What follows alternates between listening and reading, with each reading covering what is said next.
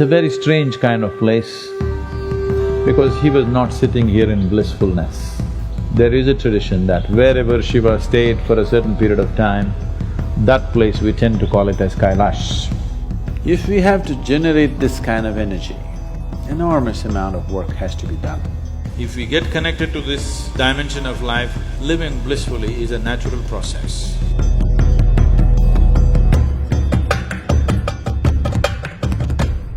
This is a space, this is a mountain which has seen many sages and seers.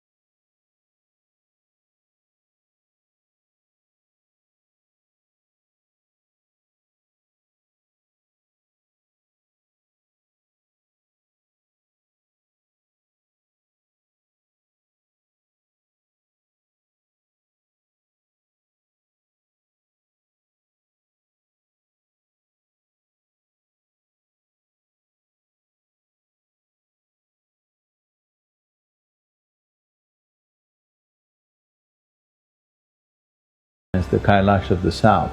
Why it is referred to as the Kailash of the south is, it so happened, a very doughty South Indian woman fell in love with Shiva. And she took a vow, if I marry, it's him and nobody else but him. And she called forth, being a certain kind of compassionate being, he started walking down.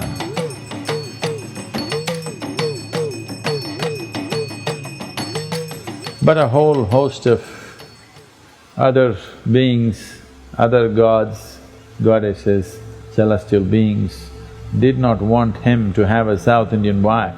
So they all conspired to stop him in so many ways. But it didn't work, he was determined to come. She set a date. If you do not come before this date, I am shedding my body. So he was hurrying down. He was to reach this place before sunrise and he was walking down. So the gods created a false sunrise by setting up a huge mound of camphor. They set up a false sunrise and Shiva thought sun is coming up. And he thought he's failed, that he's not made it in time and she would have left. So he came very close to that place which is today called as Kanyakumari, where she stood and she left her body. So that's why she's called… it's a maiden's temple. She just stood there and left her body because he did not come in time. But he had come in time, he came very close. But he thought he didn't make it, just 22 kilometers away. He turned back and she left.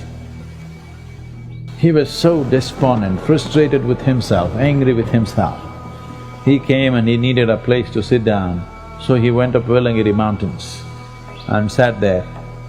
It's a very strange kind of place because he was not sitting here in blissfulness.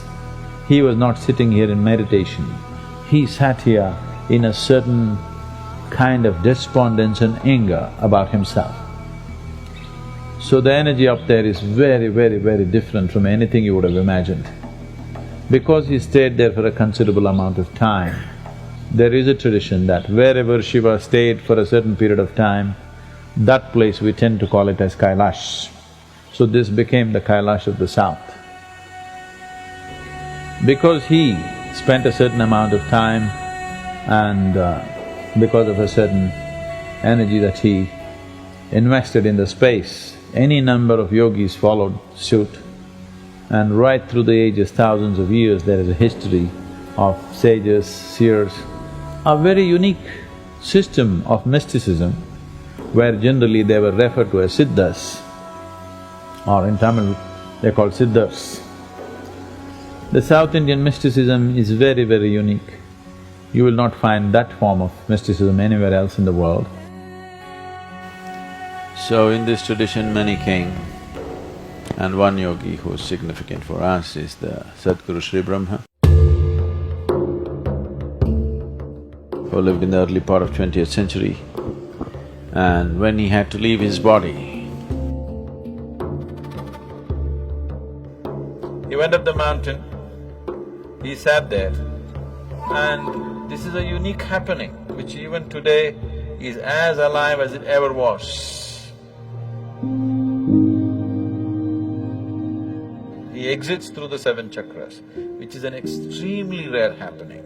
And even today in that place, it's just the way it was on that day, that energy and that space, just like that. You need not know anything, it'll just blow you out.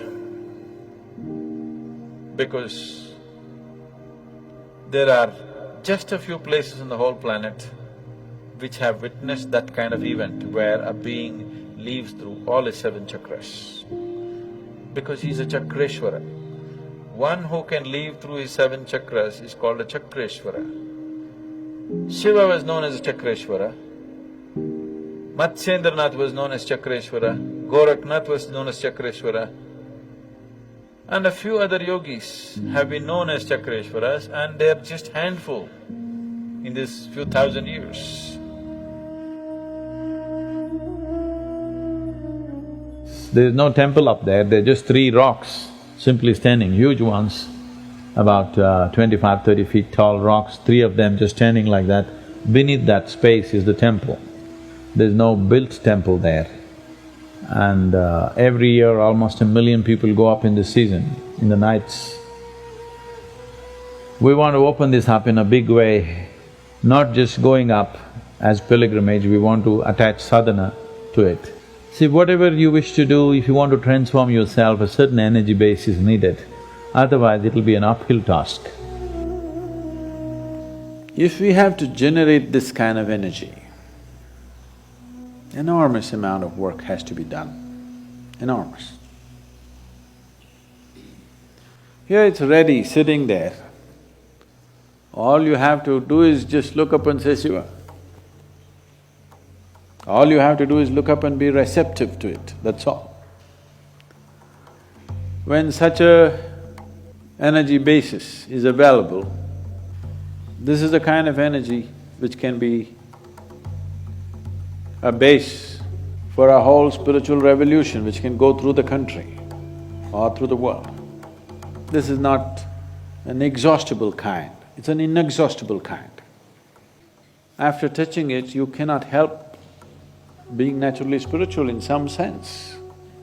So, we're seeing how to build the needed infrastructure where people can come and we can give them the necessary tools, go through 40 to 48 days of sadhana before they go up, some simple sadhana which everybody can do, and they can go up and become absorbed by this energy, or at least absorb a little bit of that energy.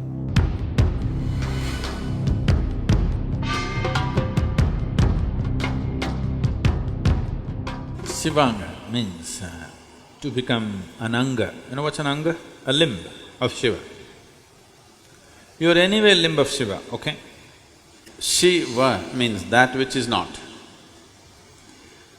That which is not is the maximum presence in the cosmos. That which is a small happening. So when we say Shiva, we are referring to that which is not. The huge body of that which is not has a few limbs. Now, one may be a galaxy, another may be a star, another may be a solar system, another may be a planet, another may be an atom, another may be you.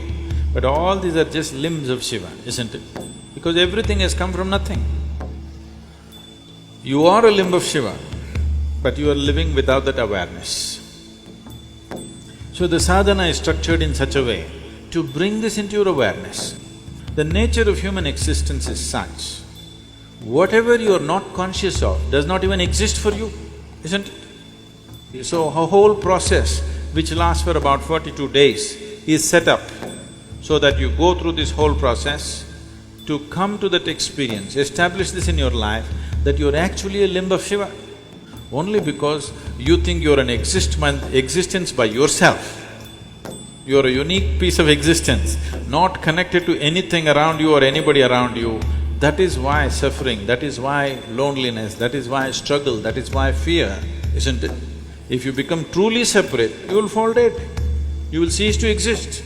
Your existence is possible only because of the connection.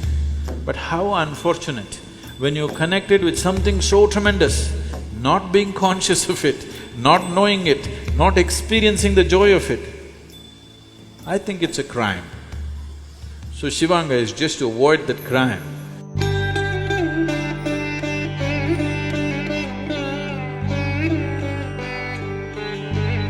If we get connected to this dimension of life, health, well-being, prosperity, these things should happen. Above all, living blissfully is a natural process.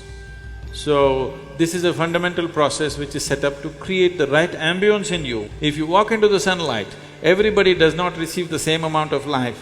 If they breathe, everybody does not absorb the same amount of oxygen. If they eat, everybody does not absorb the same amount of nutrients, simply because of the type of ambience you set within yourself. So the Shivanga sadhana is about setting that ambience so that whatever else you do, you have a fundamental basis so that everything prospers on this platform. Or in other words, you are building a spiritual platform for yourself so that whatever else you do upon it works well.